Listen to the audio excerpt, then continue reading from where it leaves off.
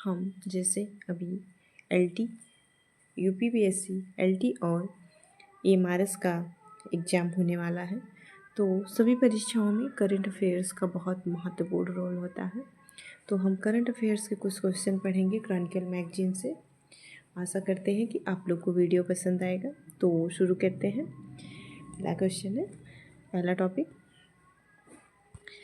अंतर्राष्ट्रीय आर्यभट्ट सम्मेलन कब हुआ? तो अंतर्राष्ट्रीय आर्यभट्ट सम्मेलन 31 अक्टूबर 2025 को, इसको प्रधानमंत्री ने कहाँ पे, ये हुआ है नई दिल्ली में।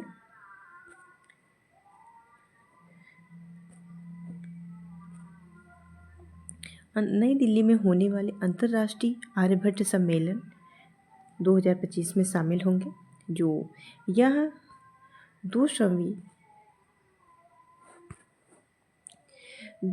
जयंती महर्षि स्वामी दयानंद सरस्वती की स्मृति तथा आर्य समाज की 150वीं वर्ष पूरा होने पर आयोजित किया गया। तो ये कब है? 31 अक्टूबर को प्रधानमंत्री नरेंद्र मोदी ने इसमें भाग लेंगे, जो इस 31 अक्टूबर को। और ये कहाँ पे हुआ था? नई दिल्ली में हुआ था। क्या है? 200वीं किसकी जयंती पे? महर्षि दयानंद सरस्वती की स्मृति पे। किसमें? आर्य समाज की 150वीं वर्ष पूर्ण होने पे आयोजित किया गया। इसमें क्या महत्वपूर्ण है कि अंतर्राष्ट्रीय आर्यभट्ट सम्मेलन में किसने भाग लिया? प्रधानमंत्री नरेंद्र मोदी ने।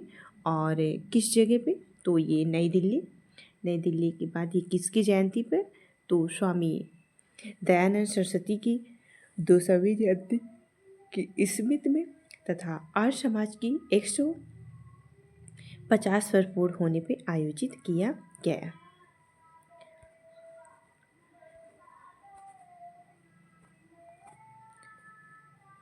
फिर इसका मुख्य तथ्य क्या था?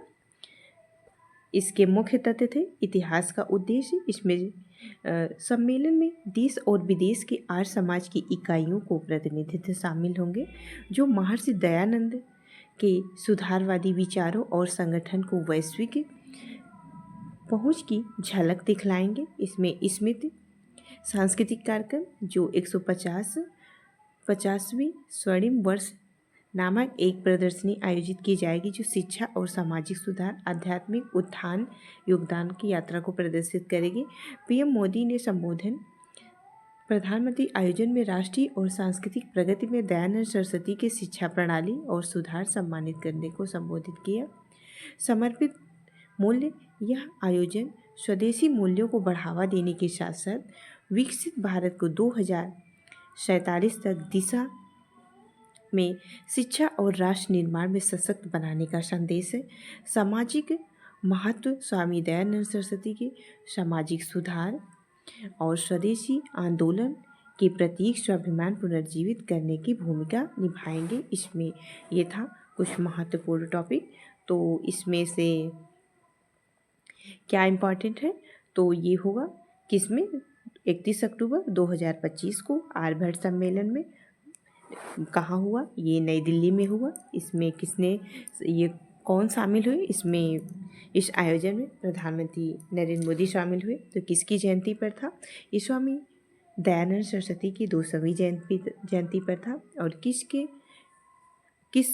आर्य समाज के 150वीं वर्ष पूर्ण होने पे आयोजित किया गया। और इसके आगे इसमें महत्वपूर्ण है जो है, इसमें 2047 तक की दिशा में शिक्षा के निर्माण को सशक्त बनाने का संदेश 2047 जैसे आर्यभट्ट का दे दिया जाएगा। क्या लक्ष्य रखा गया? 2047 तक।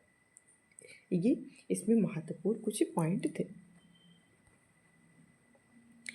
नेक्स्ट है कक्षा एक से AI शिक्षा पाठ्यक्रम लागू करने की घोषणा। क्या है? 31 अक्टूबर 2025 को शिक्षा मंत्रालय ने बताया कि सभी स्कूलों में 3 से आर्टिफिशियल इंटेलिजेंस का पाठ्यक्रम शुरू किया जाएगा। यह कदम भारत के शिक्षा क्षेत्र में तकनीकी प्रगति को बढ़ावा देकर विद्यार्थियों को भविष्य में चुनौतियों से निपटने के लिए सक्षम बनाएगा।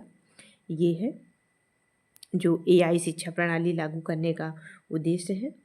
फिर इसका मुख्य तथ्य है। पाठ्यक्रम का उद्देश्य यह पहल का लक्ष्य एआई उपयोग प्रारंभिक स्तर में समाहित कर जटिल और समस्या के समाधान में सहायता करना और विषय क्षेत्र आर्टिफिशियल इंटेलिजेंस के साथ साथ कम्युनिकेशन थिंकिंग को पढ़ाई के साथ सोचने और सिखाने के तरीकों को मजबूत बनाने को शामिल किया गया। फिर विशेषज्ञ समिति CBSE ने IIT मद्रास प्रोफेसर कार्तिक रमन की अध्यक्षता में AI कंप्यूटेशन थिंकिंग पाठ्यक्रम विकास के लिए विशेषज्ञ समिति गठित की गई। इसमें महत्वपूर्ण क्या है, जैसे दे दिया जाएगा AI के थ्रू इसमें विशेषज्ञ का नाम पूछा जा सकता है। कौन थे वो? CBSE के IIT मद्रास के प्रोफेसर कौन थे? कार्तिक रामन। ये महत्वपूर्ण है और ये भी महत्वपूर्ण है। और फिर ये हो सकता है। और सहभागिता इसमें कौन है? नई Delhi, CBSE, NCERT, KVS, NVS सभी ये बहुत ही महत्वपूर्ण है टीचिंग एग्ज़ाम के लिए। ये इसमें ये पॉइंट कि ये कौन थे? AI कक्षा शिक्षा पाठ्यक्रम में लागू करने की घोषणा की गई। कब घोषणा की गई? इसका मुख्य उद्देश्य क्या है और इसमें कौन थे? जैसे ये विशेषज्ञ समिति का नाम पूछा जा सकता है, ये महत्वपूर्ण है। फिर नेक्स्ट आगे आसियान शिखर सम्मेलन 2025 ये हाल ही में मई कुआलालंपुर मलेशिया में 47वां कौन सा 47वां शिखर सम्मेलन संबंधित शिखर सम्मेलन संपन्न हुआ।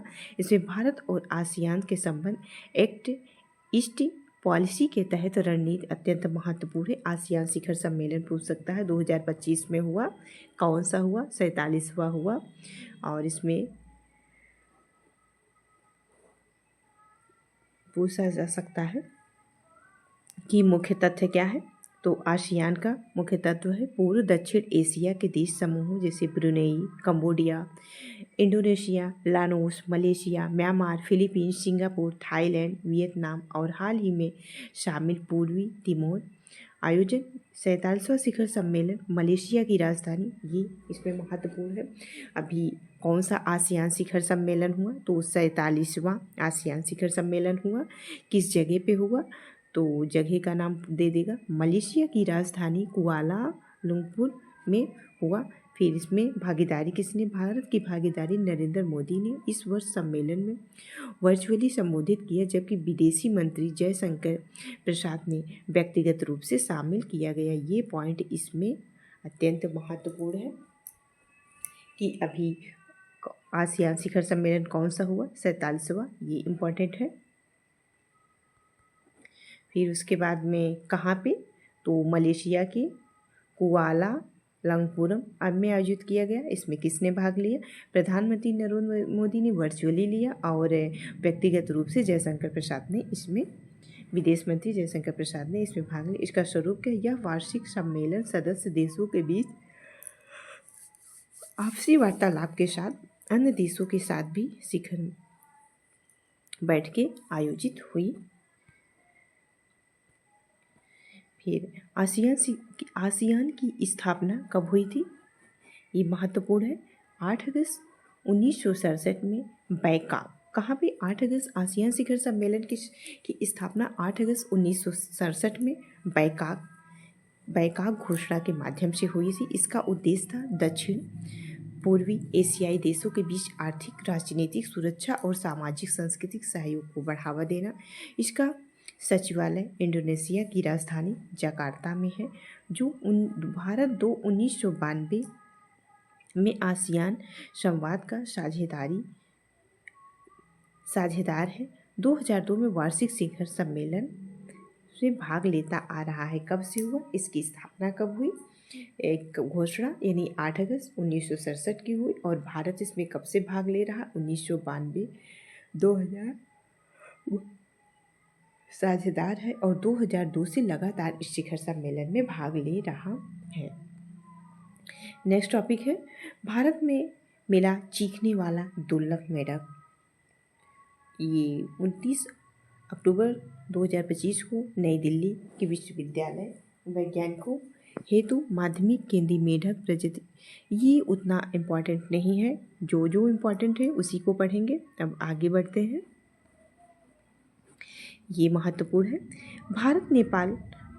भारत नेपाल के मध्य विद्युत समझौते यानी 29 अक्टूबर 2025 को नई दिल्ली, कहाँ पे 29 अक्टूबर 2025 को नई दिल्ली में भारत और नेपाल में बिजली सहयोग को बढ़ावा देने के लिए नए सीमा पार ट्रांसमिशन लाइनें विकसित करने के दो महत्वपूर्ण किसके बीच में हुआ, यानी नेपाल के बीच में मध्य विद्युत समझौता हुआ। इसके मुख्य बिंदु क्या है? मुख्य बिंदु है समझौते भारत के पावर ग्रिड और नेपाल के विद्युत प्राधिकरण के बीच समझौते हुई परियोजनाएं। इनारुआ जो नेपाल, न्यू पुड़िया भारत 400 किलोवोल्ट और लस्की डोडो धारा नेपाल से बरेली भारत 400 किलोवोल्ट की ट्रांसमिशन प्रणाली विकसित की गई। फिर ऊर्जा मंत्री मनोहर लाल, नेपाल ऊर्जा संसाधन मंत्रालय सिंचाई इसी की उपस्थित समझौते से हस्ताक्षर किए। संयुक्त उपक्रम समझौते के तहत भारत और नेपाल में दो संयुक्त उपक्रम स्थापित किए जाएंगे जो उच्च क्षमता वाले पावर ट्रांसमिशन कॉरिडोर को विकसित करेंगे। ये परियोजनाएं दोनों देशों के बीच विद्युत व्यापार को बढ़ाएंगी, ग्रिड की मजबूती करेंगी और क्षेत्रीय सतत विकास में योगदान देंगी। ये था कुछ महत्वपूर्ण पॉइंट। फिर नेक्स्ट चलते हैं। भारत आईटी उद्योग का कार्बन पदचिह्न रिपोर्ट। 28 अक्टूबर 2025 को प्रकाशित रिपोर्ट में भारत आईटी उद्योग का सबसे अधिक व्यापारिक हवाई यात्रा के कारण बनती है। यह रिपोर्ट बैलेंस द्वारा तैयार की गई जलवायु संकट के प्रभाव को कम करने की रणनीति विकसित की गई। ये साइंस टेक का क्वेश्चन है। नेक्स्ट क्वेश्चन चलते हैं। भारत चीन द्वारा शांति वार्ता। हाल ही में भारत और चीन की सेनाओं ने पूर्वी लद्दाख में वास्तविक नियंत्रण रेखा में शांति सुरक्षा बनाए रखने की उच्च स्तरीय बैठक की। जो मेन पॉइंट है वही को पढ़ते चलेंगे, बाकी वैसे बहुत है। तो क्या है? बैठक का स्थान 23वें भारत चीन के कमांडर स्तरीय बैठक का आयोजन चुलूस मोल्डो सीमा बैठक स्थल पर हुआ। बातचीत यह अगस्त 2025 में राष्ट्रीय सुरक्षा सलाहकार अजीत डोभाल, चीनी विदेश यात्री वांग यी के विशेष प्रतिनिधियों की वार्ता में सैन्य बातचीत की। दोनों पक्षों की मैत्री सौहार्दपूर्ण माहौल से 22वीं बैठक के बाद प्रगति की समीक्षा की सहमति। दोनों ने मौजूदा तंत्रों के जरिए किसी भी समस्या का समाधान लाभ स्थित रखने को जताई। फिर चीन की पुष्टि। चीनी रक्षा मंत्रालय ने ही बातचीत की पुष्टि करते हुए कहा कि दोनों पक्षों ने सीमा प्रबंधन पर सक्रिय और गहन संवाद किया। यह वार्ता 2020 से जारी क्षेत्र में शांति बनाए रखने के लिए मुद्दों को सुलझाने के प्रयास का हिस्सा और जो गतिरोधक खत्म करने के दोनों पक्षों के बीच विश्वास बढ़ावा के लिए महत्वपूर्ण है। इसमें यही इतना जाना महत्वपूर्ण है कि भारत और चीन के द्वारा सीमा शांति की वार्ता हुई बस। और नेक्स्ट है लीगल मेट्रोलॉजी पैकेजिंग संशोधन नियम। ये क्या है? ये 29 अक्टूबर 2025 को consumer affairs, food and public distribution मंत्रालय ने लीगल मेट्रोलॉजी संशोधन नियम 2025 अधिसूचित किए। इतना महत्वपूर्ण ये नहीं है। फिर आगे चलते हैं। सार्वजनिक स्वास्थ्य प्रबंधन हेतु प्रशिक्षण मॉड्यूल जारी। फिर 23 अक्टूबर 2025 को केंद्रीय स्वास्थ्य सचिव ने नई दिल्ली में रासायनिक आपात स्थितियों के सार्वजनिक स्वास्थ्य प्रबंधन के 3 प्रशिक्षण महत्वपूर्ण लॉन्च किए। ये आगे चलते हैं।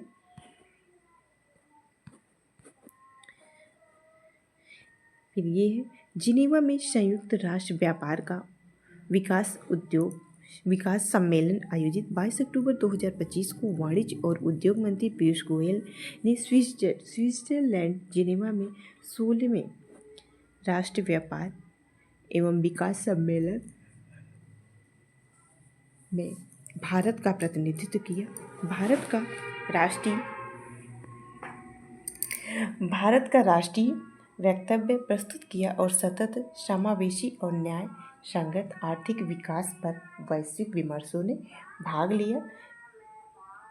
नेक्स्ट टॉपिक, अधिसूचना प्रौद्योगिकी नियम संशोधन अधिनियम 2025 अधिसूचित 22 अक्टूबर 2025 को इलेक्ट्रॉनिक्स और सूचना प्रौद्योगिकी मंत्रालय ने सूचना प्रौद्योगिकी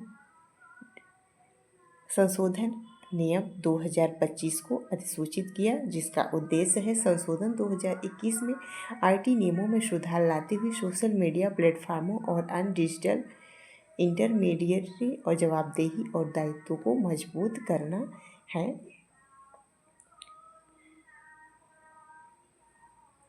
नेक्स्ट है, ये बहुत महत्वपूर्ण है, जो बहुत महत्वपूर्ण है उसको ज़्यादा जानेंगे, बाकी मोटी मोटी चीज़ों को जाने रहेंगे। फिर है, केरल बनेगा भारत का पहला गरीब मुक्त राज्य। ये महत्वपूर्ण है क्वेश्चन, इसका पूरा डिटेल समझेंगे। 22 अक्टूबर 2025 को केरल ने घोषणा की कि राज्य 1 नवंबर 2025 को औपचारिक रूप से चरम गरीबी से मुक्त घोषित किया जाएगा। यह ऐतिहासिक उपलब्धि 2021 से शुरू की गई अति दारिद्र्य निर्मार्जन परियोजना के माध्यम से संभव हुई। इस परियोजना का उद्देश्य उन परिवारों तक पहुंच बनाना था जो किसी भी सरकारी सहायता तंत्र से बाहर रह गए थे। इसका मुख्य बिंदु है, चरम गरीबी पहचान पुनर्वास राज्यव्यापी सर्वेक्षण के बाद 64.006 परिवार को अत्यंत गरीब के रूप में पहचाना गया। इन परिवारों को खाद्य, स्वास्थ्य, शिक्षा, आजीविका और आवास जैसे न्यूनतम आवश्यकताओं तक पहुंच प्रदान की गई। राज्य द्वारा अपनाई गई रणनीति परियोजना स्थानीय स्वशासन विभाग तक चलाई गई, प्रत्येक परिवार के लिए बनाया गया ताकि उसे विशिष्ट सामाजिक आर्थिक जरूरतों जैसे पोषण, स्वास्थ्य, सुरक्षा और रोजगार सुनिश्चित किए जा सके। परियोजना की निगरानी मुख्यमंत्री पिनाराई विजयन ने प्रत्यक्ष रूप से धर्मदम विधानसभा निर्वाचन के क्षेत्र में सबसे पहले गरीबी मुक्त क्षेत्र घोषित किया गया। महत्वपूर्ण है, क्या है? परियोजना की निगरानी मुख्यमंत्री पिनाराई विजयन ने प्रत्यक्ष रूप से, क्या है? धर्मदम विधानसभा निर्वाचन क्षेत्र को सबसे पहले गरीबी, कहाँ पे? धर्मदम विधानसभा क्षेत्र को निर्वाचन से सबसे पहले गरीबी क्षेत्र मुक्त किया गया। ये केरल देश का पहला और विश्व का चीन के बाद दूसरा ऐसा क्षेत्र बना जहां चरम गरीबी 100% उन्मूलन है। नीति आयोग के अनुसार राज्य की गरीबी दर कितना है? 0.7%, देश का सबसे कम है। फिर परियोजना का उद्देश्य 1000 करोड़ से अधिक खर्च किए गए, लगभग 21.263 लोगों की पहचान, राशन कार्ड और आधार कार्ड की आवश्यकता पहचान दस्तावेज प्राप्त हुए। नेक्स्ट है, सूर्य के कोरोनर मास इंजेक्शन के प्रभावों से प्रत्यक्ष अवलोकन। भारत का पहला स्वदेशी प्रतिजैविक नाइट्रोमाइसिस तैयार। 19 अक्टूबर 2025 को केंद्रीय विज्ञान प्रौद्योगिकी मंत्री जितेंद्र सिंह ने, भारत के केंद्रीय और विज्ञान प्रौद्योगिकी मंत्री कौन है? जितेंद्र सिंह, जिन्होंने भारत में अपना पहला स्वदेशी रूप से विकसित प्रतिजैविक नाइट्रोमाइसिन तैयार किया। यह खोज भारत की औषधि और जैव प्रौद्योगिकी के आत्मनिर्भर और दिशा के लिए मील का पत्थर साबित होगा। मील का पत्थर का मतलब क्या होता है? दिशा निर्देश, दिशा को दिखाने वाला।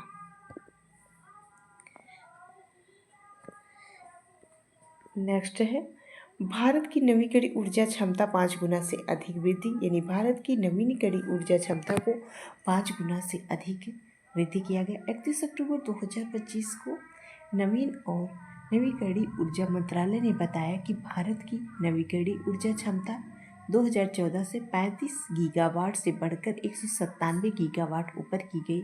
इसमें बड़े जल विद्युत संयंत्र शामिल नहीं हैं। सरकार ने 2030 तक 500 गीगावाट और गैर जीवाश्म क्षमता प्राप्त करने की महत्वाकांक्षा लक्ष्य को रखा। बहुत महत्वपूर्ण है ये टॉपिक। ये यूजीसी नेट में भी इस तरीके से क्वेश्चन पूछे जाते हैं कि क्या है, कितना, कब तक, कितना गीगावाट था, कब, और कितना लक्ष्य रखा गया। ये महत्वपूर्ण है नेट फर्स्ट पेपर के लिए भी। जो इसका मुख्य लक्ष्य क्या है? इस वर्ष के 2014 से अब तक नवीकरणीय ऊर्जा में 5 गुना से अधिक वृद्धि हुई, जो विश्व में सबसे अधिक तेज और भविष्यवादी है। इस वर्ष के आंकड़े केंद्रीय एजेंसियों से 5.6 गीगावाट और राज्य एजेंसियों के 3.5 गीगावाट के लिए निविदाएं जारी की गई। इस वर्ष जोड़ी जाने वाली ऊर्जा व्यावसायिक और औद्योगिक उपभोक्ता द्वारा लगभग 6 गीगावाट नवीकरणीय ऊर्जा इस वर्ष जोड़ी जा रही है। नीति परिवर्तन, ऊर्जा प्रणाली का ध्यान विस्तार में स्थिरता, ग्रिड समाकलन और ऊर्जा संग्रहण और बाजार सुधारने की ओर शिफ्ट हो रहा है। ट्रांसमिशन नेटवर्क सरकार ने 2.4 लाख करोड़ के ट्रांसमिशन योजना के तहत हरी ऊर्जा कॉरिडोर और उच्च क्षमता वाली लाइनों का विकास शुरू किया, जो 200 गीगावाट से अधिक नवीकरणीय क्षमता खोलने के में मदद करेगा।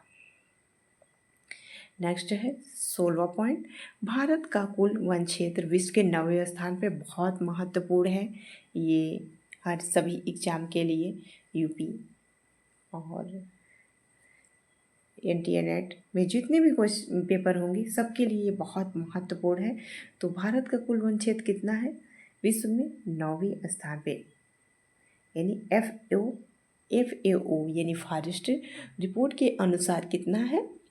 9वें स्थान पे। भारत ने वैश्विक पर्यावरण संरक्षण के क्षेत्र में महत्वपूर्ण उपलब्धि हासिल करते हुए विश्व के कुल वन क्षेत्र में 10वें स्थान से बढ़कर 9वें स्थान पर पहुंच गई। यह जानकारी संयुक्त राष्ट्र खाद्य कृषि संगठन द्वारा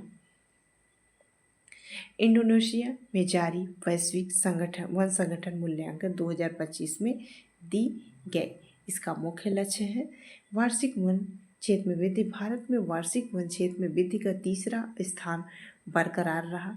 2015 से 2025 के बीच भारत के प्रति वर्ष 1.91 लाख हेक्टेयर वन वृद्धि की है, जो चीन 16.9 लाख हेक्टेयर और रूस में 9.42 लाख हेक्टेयर के बाद ये तीसरा आंकड़ा है।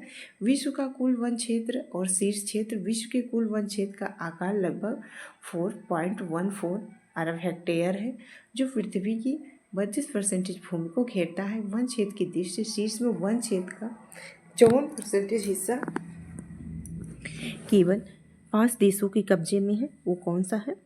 रूस, ब्राज़ील, कनाडा, अमेरिका, चीन, भारत, अब ऑस्ट्रेलिया, कांगो, इंडोनेशिया के बाद 9वें स्थान पर है। वृक्षारोपण अभियान और सरकारों की भूमिका। एक पेड़ माँ के नाम अभियान देश ने वृक्षारोपण को बढ़ावा दिया।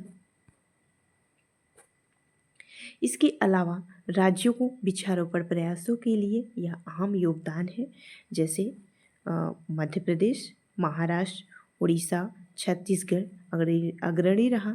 यहाँ तक बिहार में भी यह किया गया। महत्वपूर्ण इतने थे कुल 16 महत्वपूर्ण पॉइंट जो हमने इस वीडियो के माध्यम से बताने का प्रयास किया। सभी पॉइंट बहुत महत्वपूर्ण थे एग्जाम में, इससे सबको लाभ मिलेगा। इन सब पॉइंट को अच्छे से आप लोग पढ़िए। आप लोग को वीडियो देखने के लिए जी धन्यवाद।